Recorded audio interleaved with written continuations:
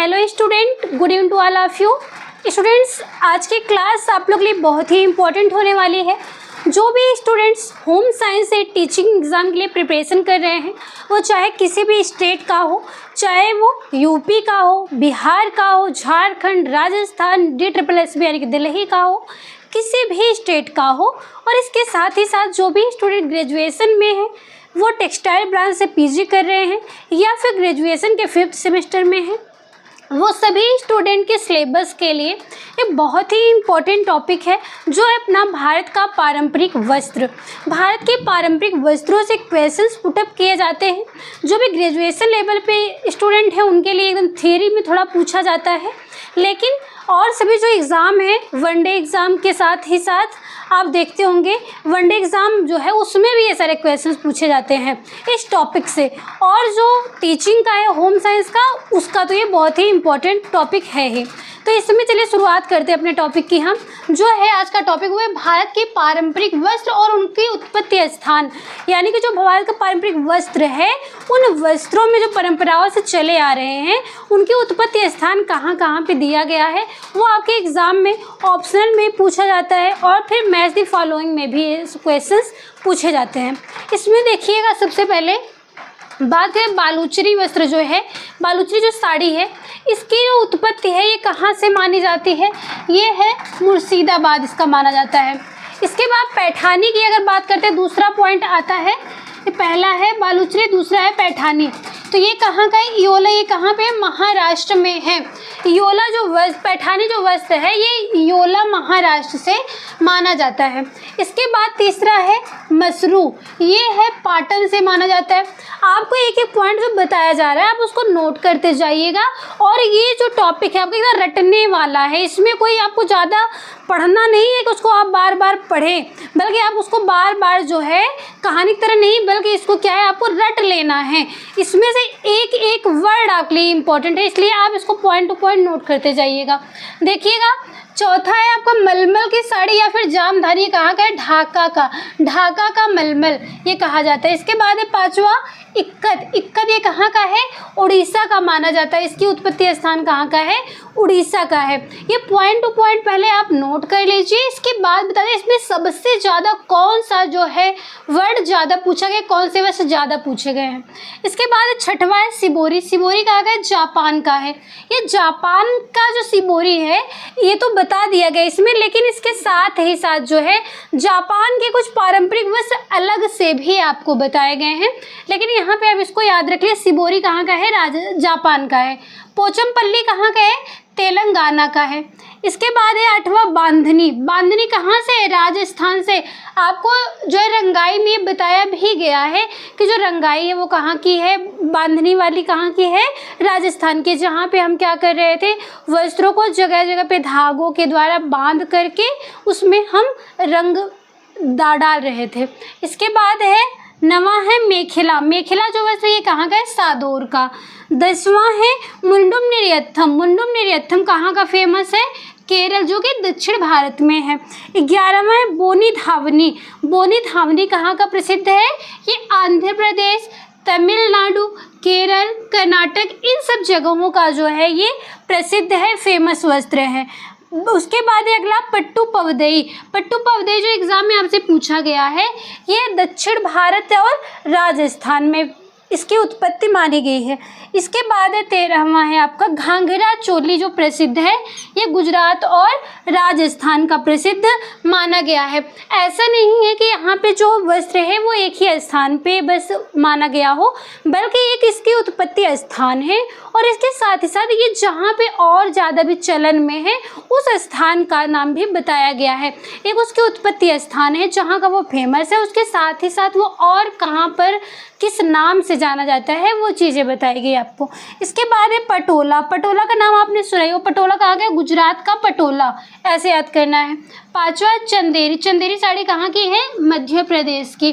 तो ये हो गया आपका जो है भारत के कुछ पारंपरिक वस्त्र। इसके साथ ही साथ और भी है आपका अगला, देखिएगा पीताम्बर, पीताम्बर नाम सुना होगा आपने, पीताम्बर जो ये कहाँ का है, हैदराबाद का है। फिर 17वां है आपका ब्रोकेड, ब्रोकेड क्या है, बनारसी साड़ी जो है उस पर जो कढ़ाइयाँ की गई हैं वो है आपका ब्रोकेड। इसके बाद 18वां अजरक। अजरक की पेंटिंग आपको बताई गई है। इससे बने हुए जो वस्त्र वो कहाँ के प्रसिद्ध हैं? सिंध के। इसके बाद 19वां जो है कलमकारी। कलमकारी का है मसूलीपट्टनम की। तो ये जो आपको बताया गया वस्त्रों में, यहाँ से क्वेश्चन आपके पुटअप ही किए जाते हैं। इसके साथ साथ आपको ये बताया कि याद आप कैसे करेंगे। इसमें जो भी आपको ज़्यादा एग्जाम में पूछा जाता है, वैसे ज़्यादातर इसमें जितने भी दिए गए हैं प्रीवियस ईयर के क्वेश्चन पेपर से उठा करके एक जगह पे रख करके आपको याद करने के लिए बताया गया है। इसमें से सभी जितने दिए गए सभी इम्पोर्टेंट, सभी एग्जाम में पूछे ही गए हैं। लेकिन इसके साथ साथ आपको बता दें कि मलमल जो ढाका का मलमल, इसके साथ बालूची साड़ी मुर्शिदाबाद का, बांधनी राजस्थान का, पोचमपल्ली तेलंगाना, इक्कत उड़ीसा, इसके बाद एक घाघरा चोली जो है गुजरात राजस्थान, पटोला गुजरात, चंदेरी मध्य प्रदेश। ठीक है, ये सब ज़्यादातर एग्जाम में आपके पूछे गए हैं। और इसके साथ ही साथ ये जो है पीताम्बर हैदराबाद का, ये ब्रोकेट बनारस की है, अजरक सिंध और कलमकारी मसूलीपट्टनम, ये इतना बहुत ही ज़्यादा आपके एग्ज़ाम में पूछे गए हैं। और इसके साथ साथ ये जो और भी यहाँ बताए गए आपको, ये कम मात्रा में पूछे गए हैं और सभी जो है उसकी अपेक्षा, और सभी वस्त्रों की अपेक्षा। तो यहाँ पे बताया गया आपको भारत के कुछ पारंपरिक जो वस्त्र हैं और उनकी उत्पत्ति स्थान कहाँ पे है, ये आपने नोट कर लिया है। अगला ये देखिएगा आप लोग कि जापान के कुछ पारंपरिक वस्त्र बताए गए हैं। इसमें से आपसे क्वेश्चंस एग्जाम में पूछा जाता है कि जापान के पारंपरिक वस्त्र कौन से हैं। फिर ऑप्शन में आपको यहाँ से सिलेक्ट करना पड़ता है। और फिर ऐसा भी देता है मैच द फॉलोइंग में देता है, मैच द फॉलोइंग में। तो आपको कोई भी वस्त्र यानी कि पारंपरिक, चाहे वो भारत का हो, जापान का हो, कहीं का भी हो, वो सारे जो वस्त्र हैं एक जगह पे रख करके आपको मैच द फॉलोइंग में दिया जाता है। इसमें से कोई भी एक उठा के दे सकता है और उसके साथ साथ ये भी दे सकता है। दोनों में से मैच करवाने के लिए जब पूछेगा तो जो भी आपके ये नाम है, अगर ये आप याद रखेंगे तो यहाँ से आप जो ऑप्शन को सिलेक्ट कर सकते हैं। एकदम अच्छे से रट लीजिएगा। क्या है? किमोनो। किमोनो है पहला। आप इसको जो है अगर चित्र के माध्यम से समझना चाहते हैं तो इसका चित्र भी आप लोग देख लीजिएगा सर्च करके। किमोनो है, वैसे आपके लिए बहुत ही ज़्यादा इम्पोर्टेंट नहीं है कि आप उसके थियरी में जाएं, उसका फिगर सर्च करके देखें। आपके लिए इम्पोर्टेंट ये है कि एग्ज़ाम में क्वेश्चन जो पुटअप किए जा रहे हैं वो अगर यहाँ से पुटअप किए जाए तो हम इसके पॉइंट को, जितने भी वस्त्र बताए गए हैं उनका नाम एकदम से बढ़िया से रट लें। ठीक है, पहला है किमोनो, दूसरा है कोसेड, तीसरा है फुरिसोडे, चौथा युकाटा, मोफुकु, फिर सिरोमकु, फिर है सुसोहिकी, आठवां है हप्पी, नवा ओबी, 10वां टेबी, हकमा है, जॉन्सी, टाटमी। तो इतने जो वस्त्र बताए गए आपके, ये है क्या? जापान के पारंपरिक वस्त्र। और इसके साथ साथ आपको ये भी बताया गया शिबोरी। शिबोरी कहाँ का? जापान का। यहाँ पे आपको ये बताया गया है। ठीक है, तो आप इसको जो है एक एक पॉइंट को ध्यान से याद कर लेंगे। इसमें से सबसे ज़्यादा जो आपका एग्जाम में पूछा गया है वो है किमोनो, कोसेड, जॉन्सी, टाटमी, हकमी कहीं कहीं पे लिखा हुआ है, और इसके बाद है सुसोहिकी। ठीक है, इतने जो है बहुत ज़्यादा आपके एग्ज़ाम में पूछे गए हैं। तो जिस पे भी टिक किया गया है इसको आपको ज़रूर ही याद कर लेना है। यहाँ पे सिर्फ और सिर्फ आपको वस्त्रों के नाम बताए गए हैं, वो भी जो पारंपरिक वस्त्रों के अंतर्गत आए हुए हैं। ये भारत का और ये फिर ये जापान का पारंपरिक वस्त्र बताया गया है। आगे हम एक बहुत ही इम्पोर्टेंट पॉइंट पे बात करने वाले हैं, जहाँ से आपके नेट के एग्ज़ाम में क्वेश्चंस पुटअप किया गया है पिछले एग्ज़ाम्स में, जहाँ से बहुत ही बार ये एग्ज़ाम में फिर से क्वेश्चंस आने की संभावना भी है। इसलिए आप इस पॉइंट को बहुत ही ध्यान से समझिएगा। आपका पॉइंट है, ये टॉपिक है बेल्ट के प्रकार। आप लोग बेल्ट यूज करते हैं, चाहे वो कोई टॉप वगैरह हो, लंबे लंबे जो स्कर्ट आते हैं, पैंट वगैरह में यूज ही किया जाता है। फैशन के लिए भी उसमें बेल्ट का प्रयोग किया जाता है, यानी कि जो कपड़े आपके ढीले ढाले हैं उनको शरीर के आकार देने के लिए या फिर उनको फिटिंग देने के लिए या फिर फैशन के लिए भी बेल्ट का प्रयोग किया जाता है। यहाँ पे आपको जो है बेल्ट के कुछ प्रकार बताए गए हैं। आप इसको पॉइंट से नोट करिएगा और इसको समझते जाइएगा। देखिएगा सैश बेल्ट, बेल्ट के प्रकार आपसे एग्जाम में जो पूछे गए हैं उसके अकॉर्डिंग ये टॉपिक आपको पढ़ाया जा रहा है। सैश बेल्ट आपसे पूछा गया है, सैश बेल्ट क्या है? देखिएगा ये जो कपड़े की बनी हुई होती है, सैश बेल्ट आप देखेंगे तो कपड़े का ही बना होता है और सामने से गांठ दे करके डिज़ाइन बनाई जाती है। आप कोई भी वस्त्र लेते हैं, कोई भी सूट वगैरह है या फिर कोई टॉप है जिसमें डोरियां लगी हुई हैं या फिर किसी भी प्रकार से उसमें कुछ भी लगा हुआ है जिससे आप कपड़े को फिटिंग दे रहे हैं, अगर उसमें डोरियों का प्रयोग किया गया तो आप उसको गट्ठी जब देते हैं, उन गट्ठियों में भी अलग अलग तरह से डिज़ाइन बनाते हैं। जैसे आप लोग देखते होंगे कि बालों में जो लड़कियां जब चोटी करती हैं तो उसमें विभिन्न प्रकार के जो है फीते का प्रयोग करती हैं, तो जैसे विद्यालय वगैरह में ड्रेस के कोड में ही लगा हुआ होता है तो उसमें भी देखते होंगे आप लोग कि फीते के कपड़े से ही उसमें डिज़ाइन बनाई जाती है, फूल पत्तियां बहुत अच्छे से बना दी जाती हैं। तो उसी प्रकार से यहाँ पे बताया गया है कि जो सैश बेल्ट है ये कपड़े का ही बना होता है और सामने से इसमें गांठ दे करके डिज़ाइन बनाई जाती है। अगला देखिएगा ओबी बेल्ट आपसे पूछा गया है। ओबी बेल्ट क्या होता है? कई बार लिपटी हुई, ये जो है ओबी बेल्ट ये जो है पीछे से आगे की तरफ कई बार जो है ये लिपटी हुई होती है और ये जो है चमड़े व कपड़े आदि से बने, चमड़े का भी बना हुआ होता है और कपड़े का भी बना हुआ होता है। फ़र्क ये है कि ये जो है कई राउंड में ही जो आपकी बॉडी पे लिपटा हुआ होता है, ये क्या है? ओबी बेल्ट के नाम से जाना जाता है। अगला है सेल्फ टाई बेल्ट। सेल्फ मतलब स्वयं से, टाई मतलब बांधना, ऐसा बेल्ट जिसे आप स्वयं से बांध रहे हैं उसको। देखिए कपड़े से बनी हुई होती है ये और इसे आप स्वयं से बांधते हैं। आप कुछ ये भी देख रहे होंगे कि कुछ लक्षण एक दूसरे में मैच कर रहे हैं। आप लोग इसका फिगर देखिएगा, फिगर से आप जब समझेंगे तो और ही आसानी से आपको समझ में आ जाएगा। ठीक है, आपका ये जो है टॉपिक, इससे रिलेटेड जो इमेज है, इसका जो फिगर है आपको टेलीग्राम पे प्रोवाइड कर दिया जाएगा। ठीक है, जो सेल्फ टाई बेल्ट है ये भी कपड़े से बनी हुई है और इसको खुद से ही आप बांधते हैं। इसके बाद रैप बेल्ट। रैप मतलब है जो आप रैपिंग कर रहे हो, लपेट रहे हो, सामने या साइड में आप इसको बांधते हैं और ये लंबी भी होती है और फिर चौड़ी भी होती है, इसकी चौड़ाइयाँ भी होती हैं जो आपके बॉडी पे ये लपेट रही हैं और इसे सामने से भी आप बांध सकते हैं या फिर साइड में भी इसको आप बांध सकते हैं। इसके बाद रस्सी बेल्ट। रस्सी बेल्ट आप लोग देखे ही होंगे, पतली पतली डोरियों की तरह आपके जो है फैशन के रूप में स्कर्ट जब आप पहनती हैं, टॉप वगैरह होते हैं नए नए फैशन के, उन सब में भी लगे हुए होते हैं। तो बस ये फैशन के रूप में गर्मियों के कपड़ों में रस्सी के समान ही ये लगा हुआ होता है। इसके बाद है स्कार्फ बेल्ट। स्कार्फ आप लोग देखे ही हैं कैसा होता है, कपड़े का बना हुआ। तो कपड़े का स्कार्फ होता है जो बेल्ट की तरह ही लपेट करके क्या किया जाता है, उसमें गांठ दे करके बांध के ऐसे ही सामने से इसे लटका लिया जाता है, वो क्या होता है? स्कार्फ बेल्ट के नाम से जाना जाता है। अगला है धनुष बेल्ट। धनुष मतलब रेनबो की तरह ही इसी प्रकार से जो बेल्ट बना हुआ होता है आपके कपड़े पे, सामने से इसी प्रकार की अगर डिज़ाइन बनी हुई है किसी प्रकार के बेल्ट में, वो धनुष बेल्ट के नाम से जाना जाता है। इसके बाद skinny tie belt. Skinny tie belt क्या होता है? ये पतली होती है और पहले से ही बंधी हुई होती है, आपको सिर्फ और सिर्फ इसको पहनना रहता है। तो ये हो गया आपका बेल्ट के प्रकार। इसमें जितने प्रकार बताए गए इनके इमेज के साथ ही साथ इसको आप ध्यान से समझ के अपने माइंड में इसको बैठा लीजिएगा।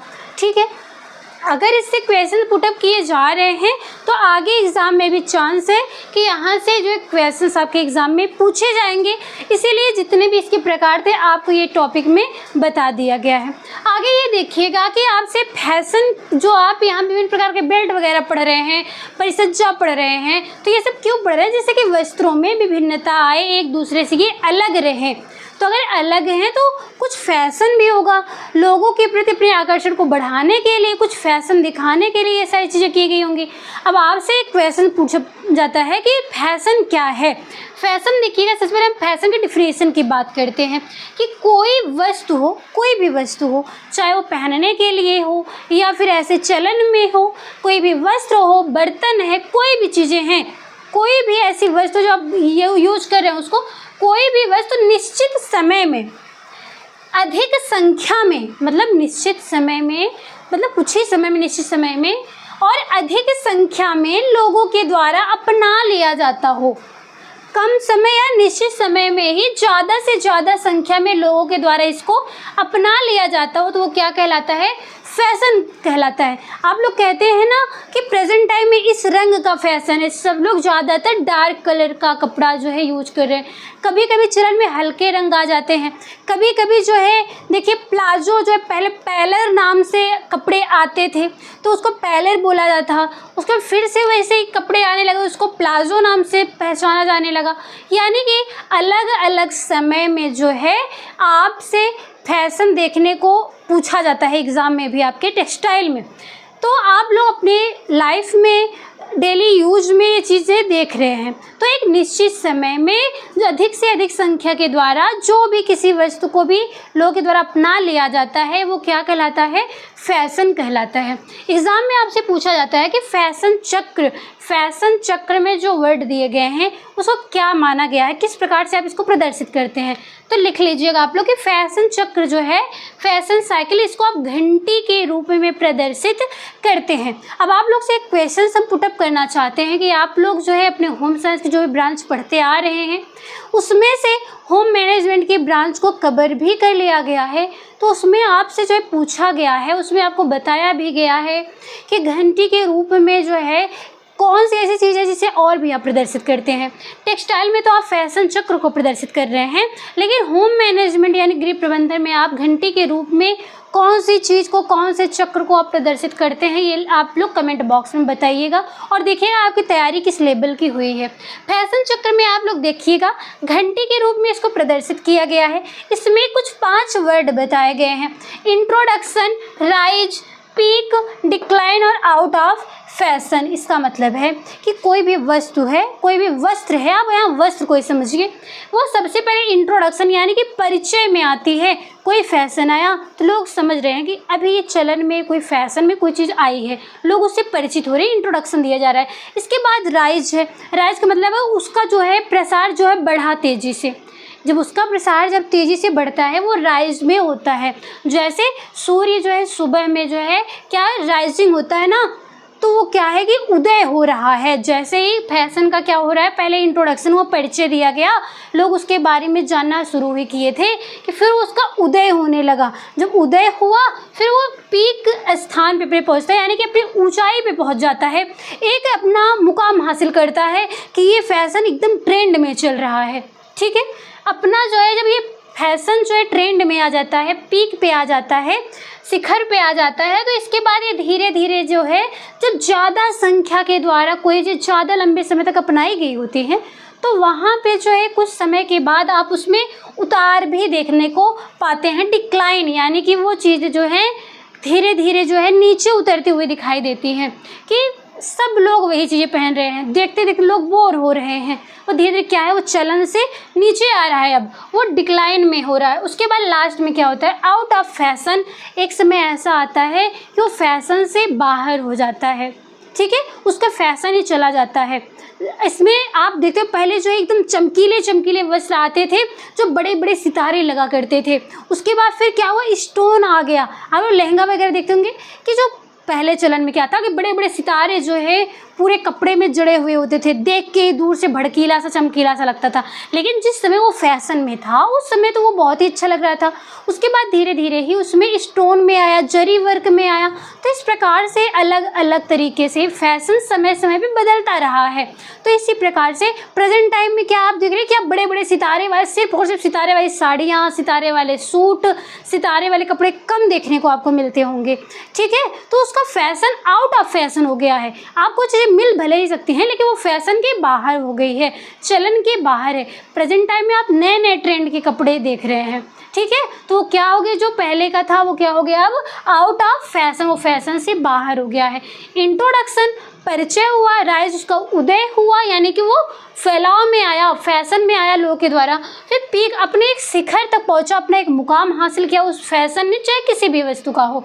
इसके बाद डिक्लाइन, धीरे धीरे उसमें उतार आना प्रारंभ हो, लास्ट में वो आउट ऑफ फैशन हो गया, उसको फैशन से ही वो बाहर हो गया। तो ये हो गया आपका फैशन चक्र, इस प्रकार से आपका फैशन साइकिल चलता है। ये 5 वर्ड इसमें से एग्जाम में आपसे पूछे जाते हैं। ठीक है, आगे आप ये देखिएगा, जो फैशन है, फैशन की जो थियरी बताई गई है, इसमें 3 पॉइंट बताया गया है फैशन थियरी में। इसमें मूवमेंट के आधार पर यानी कि चलन के आधार पर आपको ये 3 थियरियाँ बताई गई हैं, जिसमें सबसे पहला है ट्रिकल डाउन थियरी, दूसरा टिकल अप थियरी, फिर तीसरा टिकल अक्रॉस थियरी। नाम से क्या समझ में आ रहा है? ट्रिकल डाउन, डाउन मतलब नीचे की तरफ आना, ट्रिकल अप मतलब अप ऊंचाई की तरफ जाना, ट्रिकल अक्रॉस यानी कि अक्रॉस इसको तिरछे में जा रहा है। ठीक, नॉर्मल समझिए, एक क्या है ट्रिकल डाउन है, फिर ट्रिकल अप है, लेकिन एक ट्रिकल अक्रॉस है। ठीक, इधर से भी हो सकता है और इधर से भी हो सकता है, बस अक्रॉस है, उसको क्रॉस कर रहे हैं इन दोनों ही लाइनों को। तो इसमें आपको क्या समझ में आया? ये देखिएगा, जब कोई भी फैशन ट्रिकल डाउन ना ऊपर से नीचे आ रहा है, डाउन ऊपर से नीचे, यानी कि अमीर वर्ग के जो लोग हैं, जब कोई फैशन पहले उच्च वर्ग में आता है, फिर धीरे धीरे चलन के बाद वो निम्न वर्ग के लोगों के बीच में आता है, तो उसे ट्रिकल डाउन फैशन थियरी के नाम से जाना जाता है। जब भी कोई भी फैशन जो है वो उच्च वर्ग के लोगों के बाद धीरे धीरे वो निम्न वर्ग के लोगों में आता है, तो उसे ट्रिकल डाउन थियरी के नाम से जाना जाता है। इसके बाद trickle up theory. Trickle up theory का क्या मतलब है कि जब कोई भी ऐसा फैशन हो जो निम्न वर्ग के लोगों के चलन में आता हो, उसके बाद धीरे धीरे वो उच्च वर्ग में फैशन जा रहा हो, तो उसे ट्रिकल अप थियरी फैशन के नाम से जाना जाता है। जो ट्रिकल अप फैशन थियरी है, इसके नाम से जाना जाता है। इसके बाद trickle across theory. Trickle across theory का मतलब होता है कोई भी ऐसा फैशन हो जो उच्च वर्ग और निम्न वर्ग दोनों के वर्ग के साथ ही साथ उस फैशन को एक्सेप्ट कर लिया जाता है, तो उसे ट्रिकल अक्रॉस थियरी के नाम से जाना जाता है। फैशन थियरियाँ 3 बताई गई हैं। एग्जाम में आपसे क्वेश्चन पुटअप किए जाते हैं, पूछे जाते हैं कि कौन सी थियरी जो है किस वर्ग के अंतर्गत कब अपनाई गई होती है, कब से कब तक आती है, यानी कि कब उच्च वर्ग से निम्न में आ रही, कब निम्न वर्ग से उच्च में जा रही है। तो ये आपसे पूछा जाता है। Trickle down theory, trickle up theory और ट्रिकल अक्रॉस थियरी, ये हो गया आपका फैशन की जो थियरियाँ बताई गई हैं।